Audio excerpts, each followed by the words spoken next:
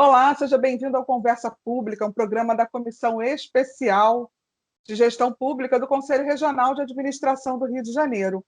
E hoje nós vamos conversar com o administrador e também conselheiro do Conselho Regional de Administração do Rio de Janeiro, administrador César Campos. Tudo bem, César? Seja bem-vindo. Tudo bem, é um prazer estar com vocês aqui hoje. Mais uma semana de Conversa Pública. Mais uma semana. E também com o professor, pesquisador e economista Alcimar Chagas. Seja muito bem-vindo, Alcimar, tudo bem? Obrigado, um prazer grande estar com vocês. Boa tarde a todos os participantes, todos os ouvintes, telespectadores, um prazer muito grande. Muito obrigado pelo convite. Prazer é nosso de tê-lo aqui para falar conosco sobre a situação fiscal e econômica do Estado do Rio de Janeiro. A gente queria que você começasse fazendo um pouquinho de um apanhado, se é possível fazer um apanhado pequeno sobre esse assunto, para a gente começar a conversar um pouco mais. Perfeito. É uma conversa longa, né? Mas a gente vai, enfim, conduzindo e vocês me interrompendo, naturalmente, sem nenhum problema. Mas eu acho que é sempre interessante começar, né? Frisando o grau de dependência do Rio de Janeiro, né, ao setor petrolífero, no setor de petróleo, né? Isso acabou sendo bastante complicado, né?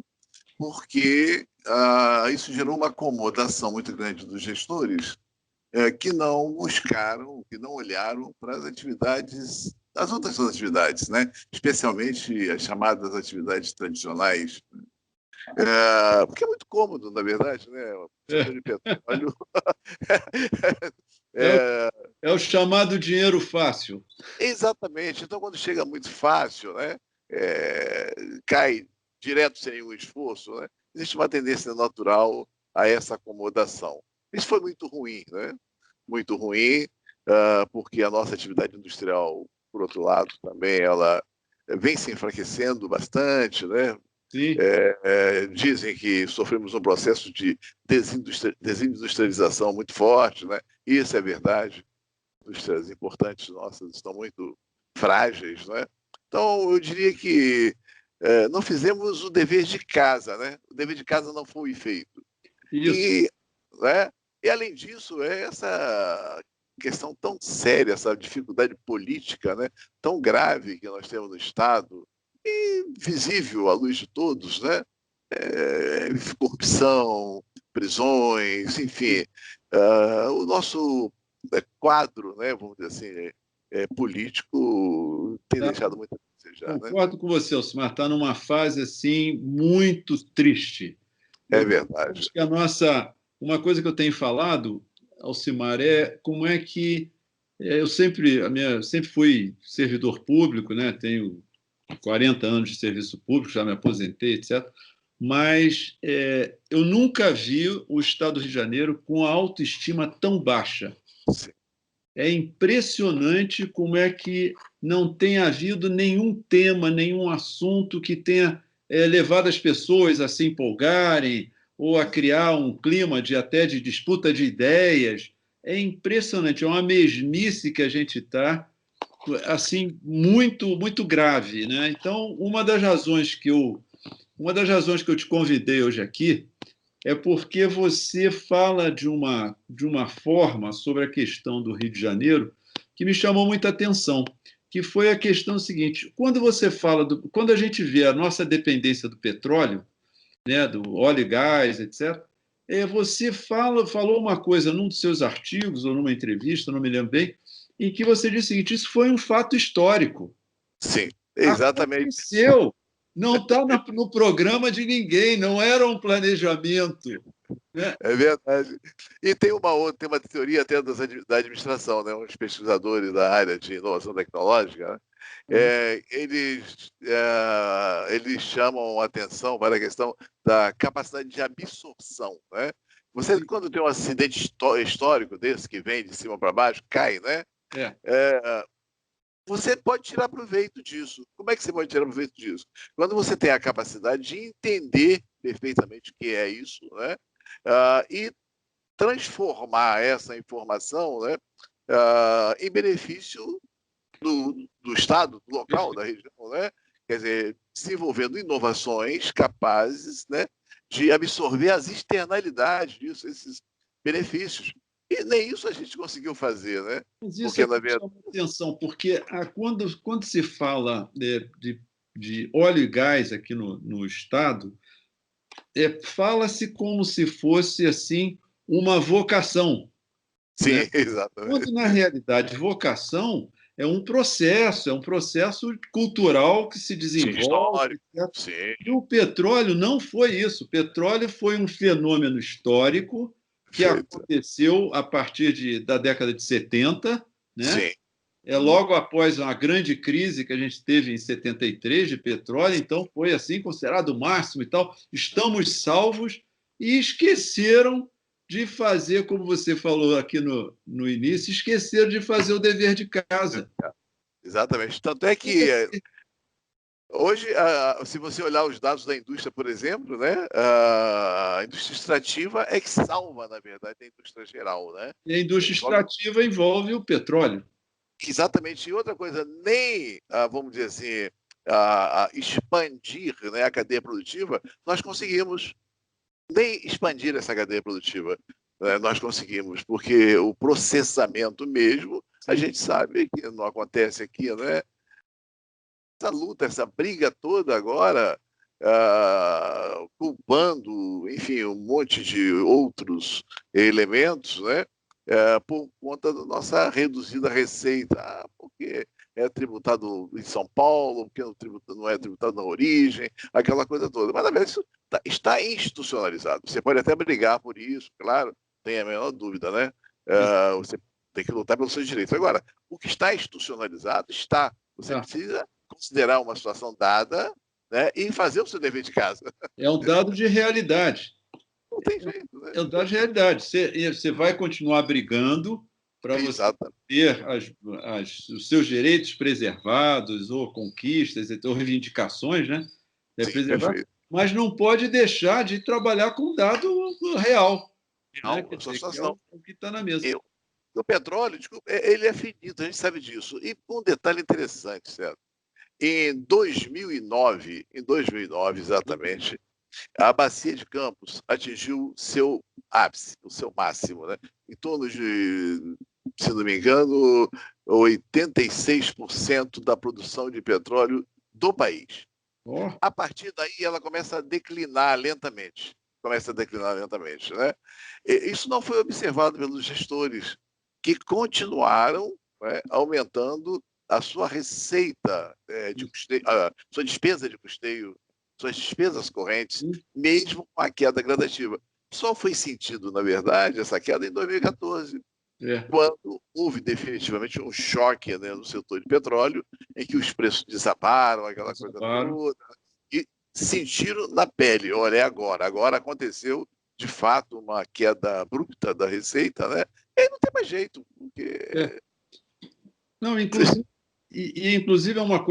foi uma coisa tão, quer dizer, tão séria, sob o ponto de vista da gestão pública, né, tão séria, que a questão do royalties de petróleo no estado do Rio, todo mundo só pensava em que ia aumentar.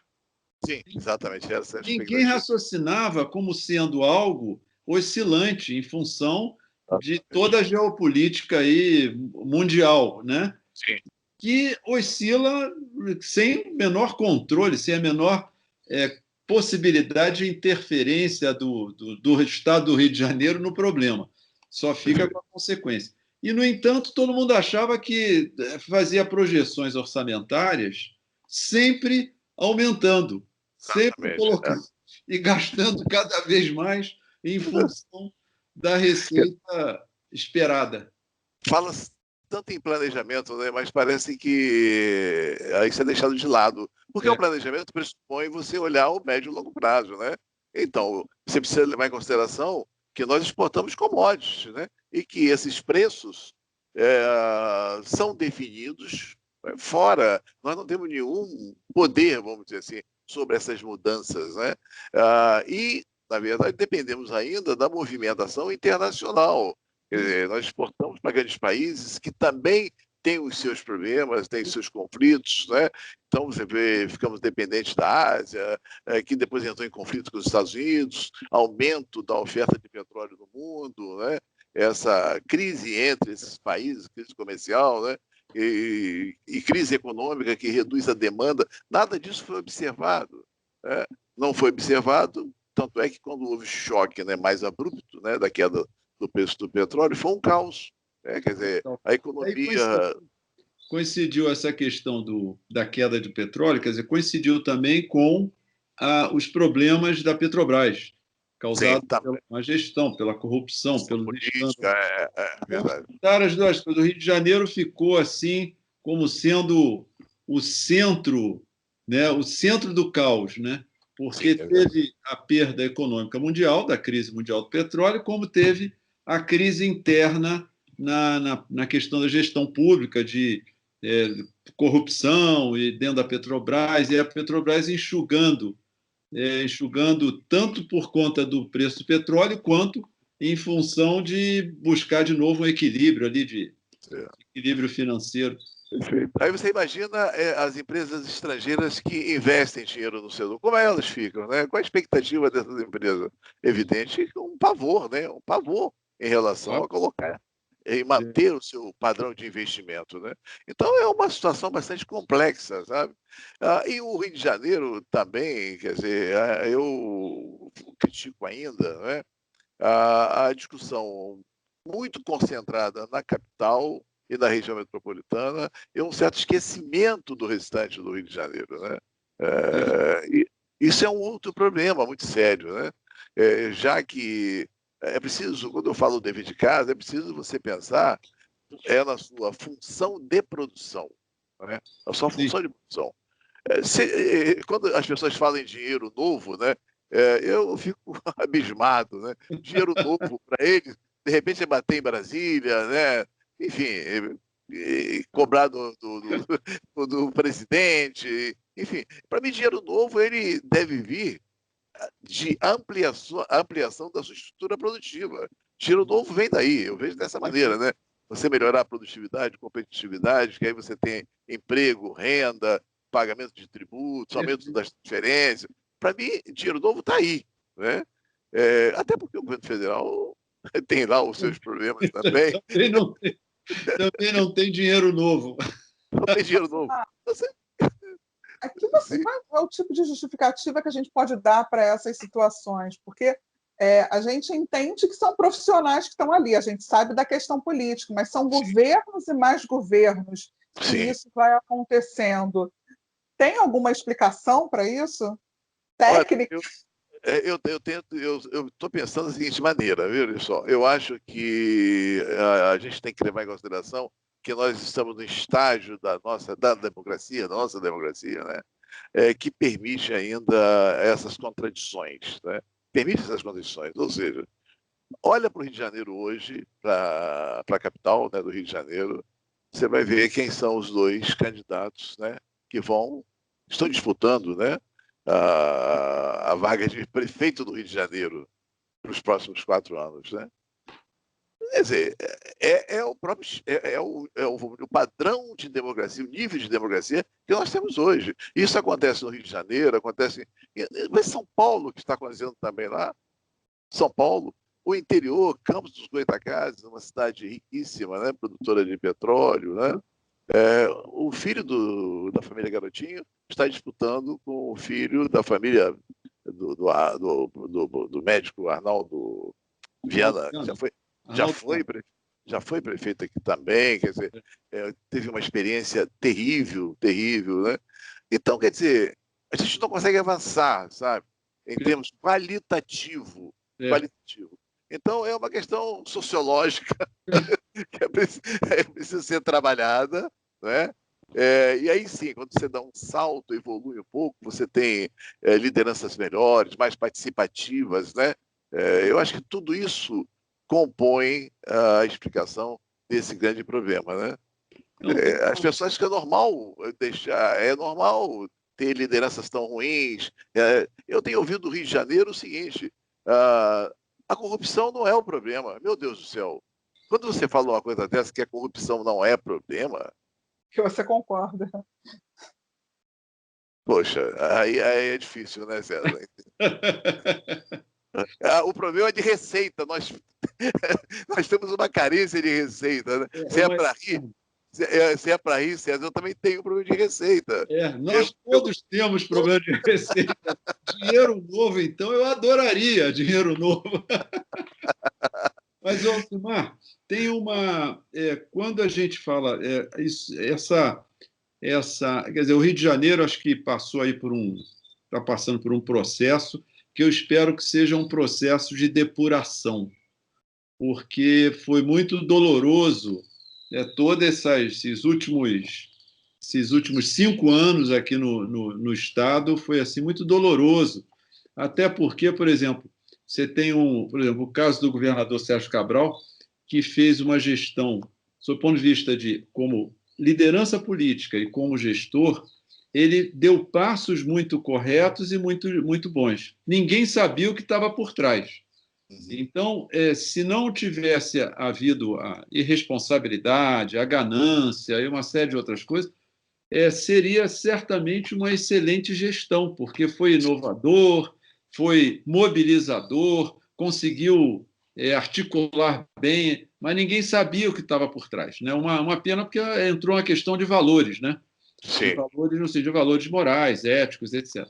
Mas, e aí a gente entra nesse processo de baixa autoestima, né? Porque, afinal de contas, lideranças é que a gente deposita esperança. Sim. Quando você não tem o local onde eu vou depositar minha esperança, o que eu faço com ela, né? É verdade. A gente fica nesse desânimo, nessa baixa estima, nessa abstenção de eleição, com a taxa de abstenção enorme, maior que já teve. Mas, Alcimar, tem uma coisa que me chamou também a atenção no seu trabalho, com relação à questão da agropecuária na região do norte e noroeste fluminense, como uma alternativa, quer dizer, para aquela região, uma alternativa para a gente superar essa ideia fixa, né?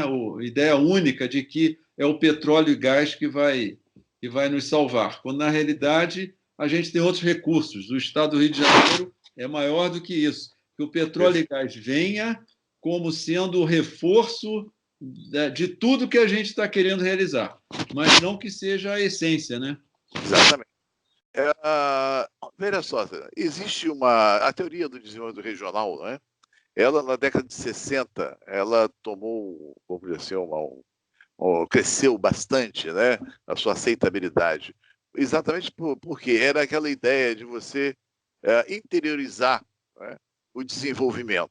Interiorizar. Então, você cria investimentos governamentais em outras regiões, né, de maneira a diminuir a desigualdade econômica. Né? Isso aconteceu no mundo inteiro, né? Essa teoria foi implementada e logo na frente, quer dizer, lá 20 anos depois, quase 30 anos depois, chegou-se à conclusão que realmente os resultados foram muito pequenos, muito pequenos. Né? Primeiro, aquela ideia de atração também de grandes empresas privadas, tá? Isso acabou não funcionando. Tanto é que a desigualdade está aí, né? No mundo inteiro ainda, no Brasil, no Rio de Janeiro e tal.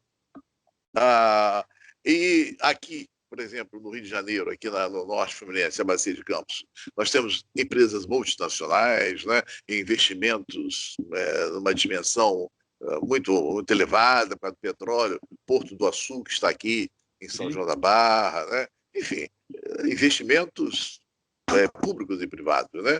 Bastante representativo. A desigualdade continua. Você conhece São João da Barra? Não, não conhece.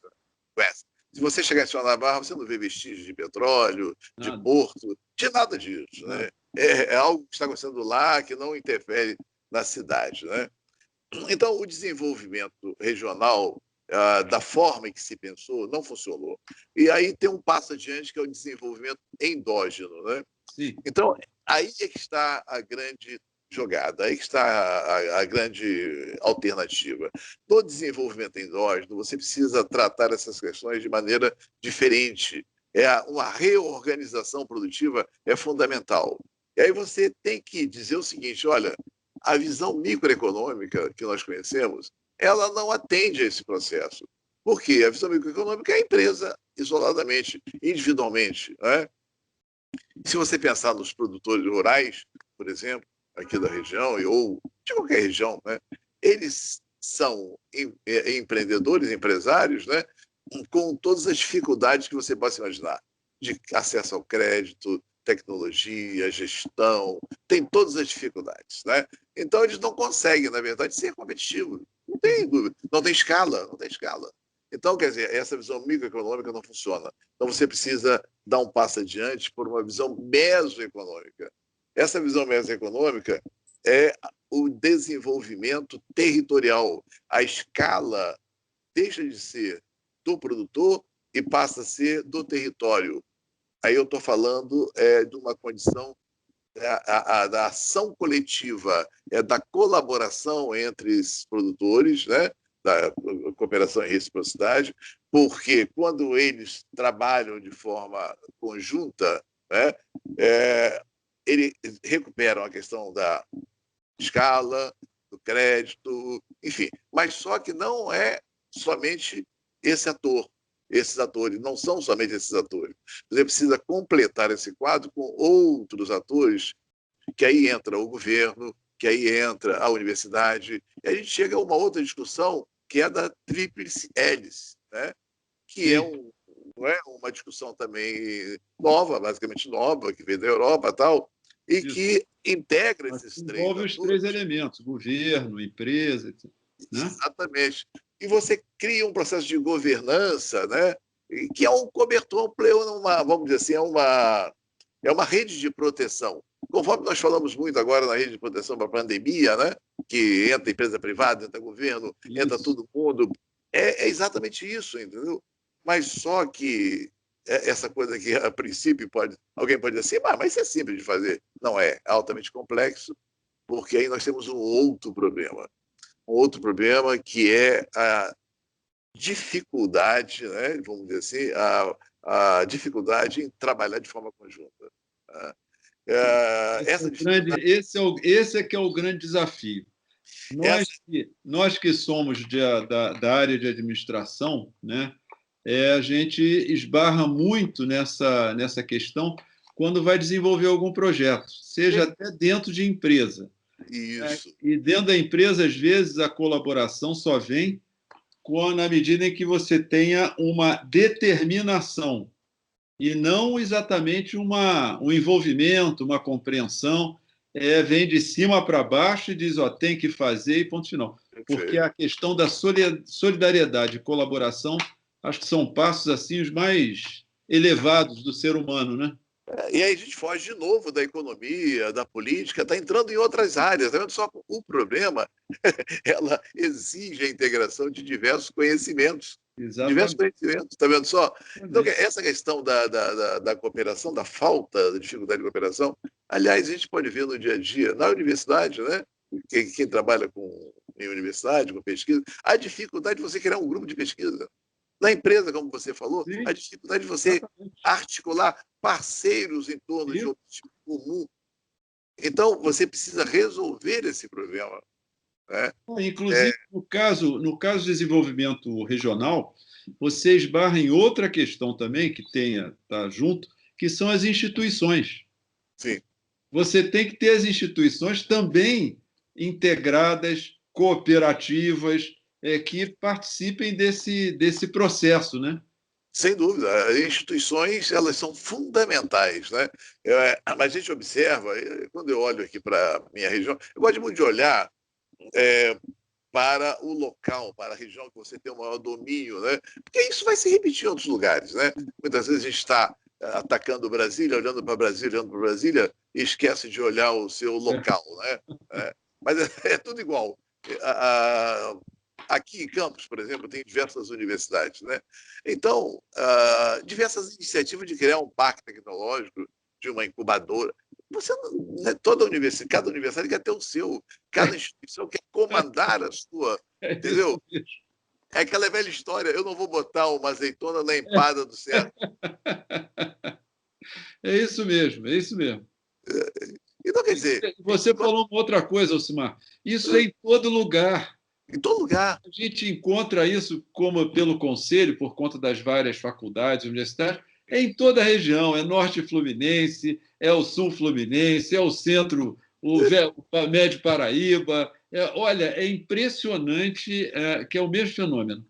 Agora, se acontece, por exemplo, tem lugares, aí tá, tem algumas regiões que são um pouco diferentes, né? Aliás, a Terceira Itália, né? A famosa Terceira Itália, Sim. que se avançou na década de 70, 80, até hoje é importante, né? O Putin, ele fez um estudo por muitos anos naquela região e descobriu que o norte da Itália é diferente da Itália. Enquanto o norte evoluiu, né? O sul evoluiu, né? E aí as pessoas até aqui no Brasil dizem assim, onde tem estrangeiro a coisa funciona. Você vai na Serra do Espírito Santo, por exemplo, lá você vê um trabalho de cooperação importante, uma agroindústria, né? O turismo misturado aí com agricultura também, funciona muito bem. E os caras têm valor, produtos de alto valor, têm renda, enfim. São regiões pequenas que têm uma renda bem distribuída, eles vivem muito bem. No Sul também a gente observa isso.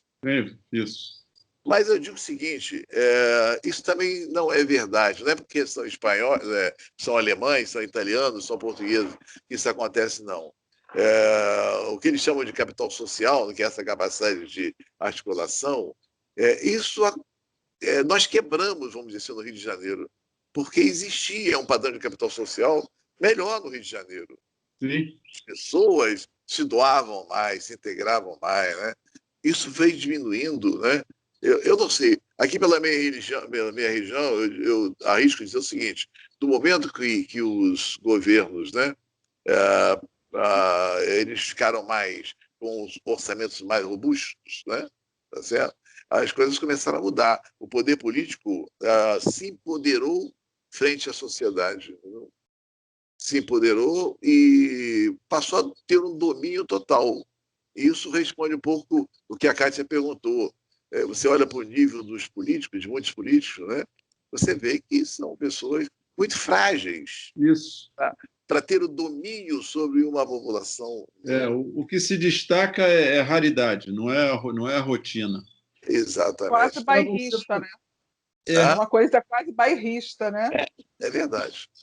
Você fala, eu não sei, você fala o Robert Putnam, o que fez o estudo da Itália, não é isso? Exatamente. Ele tem uma coisa interessante que é bom a gente falar para os administradores, que é essa distinção que ele faz entre as relações entre as pessoas. Quer dizer, quanto mais você tem um espírito cívico, né, um espírito de solidariedade, de participação, de atuação, melhora as condições gerais daquela região.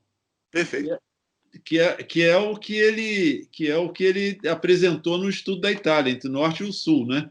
Você sabe que eu conheci o trabalho do Robert Putnam lá na década de 90, 80, só tinha escrito em inglês. Sim. E aí ele falava de uma palavra que, a partir do teu artigo, eu fui resgatar isso, que era o seguinte: ele não tinha a palavra em português, não existia a palavra que ele chamava de civicness, que era umas coisas que era civilidade, espírito cívico, a gente não tinha tradução. E era a maior dificuldade para falar dele por conta disso, porque isso era um valor importante na administração de recursos humanos. Perfeito. Porque a gente observava esse fenômeno dentro das empresas. Cada empresa que tinha mais esse espírito de cooperação e tal, quando você ia ver, eram valores que tinham, assim, normalmente empresas familiares, empresas que vinham de uma história de construção que transmitia esse valor. E aí, quando eu vi no teu artigo, eu disse, é o mesmo, nossa, ele continua, ainda é verdade o que ele fala. É verdade. Eu vejo isso, Alcimar, na diferença entre cidades. Você tem cidades no estado do Rio de Janeiro que você vê esse espírito comunitário, cívico, de participação, e outras cidades, você passa assim, você acha que está tudo abandonado. É verdade. As pessoas não têm o poder de pertencimento, né? Não tem Não tem exatamente. raiz, não tem raízes, não tem Não raízes. tem raízes. Você não protege, você não Parece protege. tudo provisório. Você não protege, né? As cidades parecem que são provisórias, ninguém cuida. Aquele negócio do espaço público, ninguém cuida. Exatamente. É tudo depredado, é largado. É muito interessante. E aí, quando você vai no Espírito Santo, no Sul, você encontra esses valores um pouco mais. E não é porque são estrangeiros, porque a Itália mostra essa diferença e algumas cidades no Sul, elas não são iguais. Sim. O Sul não é uma coisa toda igual. Você tem cidades que têm esse espírito de colaboração, espírito cívico ali, e outras não. Não tem. Exatamente. E tem o mesmo italiano lá, ó. É verdade. Por isso que eu sou aqui de São João da Barra, né, do interior, onde tem a indústria de cueca de alcatrão de São João da Barra. É interessante, eu estava lembrando as pessoas aqui que já tinham esquecido isso. A fábrica de bebida, meu pai trabalhou lá, né? Na década de 50, para você ver, os funcionários fizeram uma vaquinha junto com a gerência, tal, a própria fábrica, para alugar trens, né? Para buscar os sanjoanenses que moravam em Niterói, para participar da festa de São João, do padroeiro. Caramba! Agora você vê, está vendo só? Quer dizer, hoje... E aí você tem diversas manifestações aqui, religiosas, né? Culturais, né? Carnavalescas, que eram os sanjoanenses que se envolviam gratuitamente para desenvolver essas festas. Hoje, você fica abismado de ver que as pessoas, para se envolver em qualquer coisa, elas querem dinheiro. Né? Ninguém se doa mais. Né? Até para votar, o cara quer dinheiro. Até para votar, ele quer dinheiro. É isso mesmo, até para votar. Você sabe que nós tivemos uma experiência muito positiva, que nós estamos fazendo esse trabalho de representantes, né? E é um trabalho voluntário. E nós fizemos uma campanha de divulgação, né, de mobilização, divulgação, que íamos interiorizar o CRA para torná-lo presente nos municípios. E apareceram quase 150 administradores querendo participar desse trabalho voluntário. Nós ficamos quase chorando de emoção, né? Porque realmente trabalho voluntário, você conseguir mais de 100 pessoas é um negócio assim. É muito difícil, realmente. Você sabe que Itaperuna, Macaé, Itaperuna, Macaé, Rio das Ostras, aquela região, né? Como região, sim, apareceram pessoas sensacionais, exatamente com esse espírito que a gente está falando aqui. Então, é diferente. A região noroeste é muito diferente da região norte-fluminense. A gente observa aqui. É diferente, né? Interessante. Muito, muito legal. Foi uma experiência muito boa. Ô, Alcimar, nós estamos com um problema. Quando a conversa é boa, o tempo voa. Tem um período de vida aí, claro. Mas eu poderia complementar. Quer dizer que ela não... Mas isso não quer dizer que ela não possa continuar no outro dia. Ela se interrompe hoje, é um capítulo da conversa. Então, só para ficar para depois, veja só. Quando eu falei que a reestruturação produtiva, né, a função de produção é fundamental, a região norte e noroeste fluminense, eu diria que ela tem em torno, né, de 50% da riqueza da área agropecuária, né, 50% da riqueza de todo o estado. Então, você tem um volume dessa dimensão que não tem produtividade, que tem baixo valor, que não é olhado. Então, isso prova claramente que, se você investir nisso, você pode transformar um recurso que hoje não gera uma riqueza, né, compatível, com uma riqueza importante para todo o estado. Está certo? E tem complementando aí, reforçando o que você está falando, eu participei de uma banca de avaliação de projetos lá da região centro-oeste. Sim. E eu fiquei impressionado com o Mato Grosso do Sul. Quer dizer, a quantidade de projetos na área agropecuária, né, buscando a produtividade, buscando a Sim. melhoria de qualidade.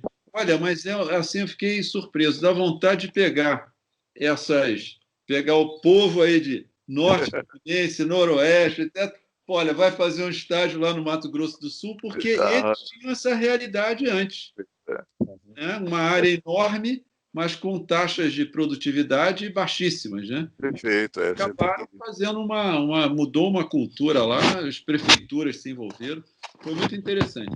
Mas olha, Alcemar, foi muito legal a tua vinda aqui, muito boa. A conversa, quando é boa, a gente ri e o tempo voa, e a gente tem que parar, porque senão a gente vai ficar entra no programa dos outros, né? Porque tem os horários aí. A Kátia é que daqui a pouco vai para outro compromisso e a gente está roubando ela do outro programa aí. Mas foi muito bom você ter aqui. Como a Kátia disse, é um primeiro capítulo.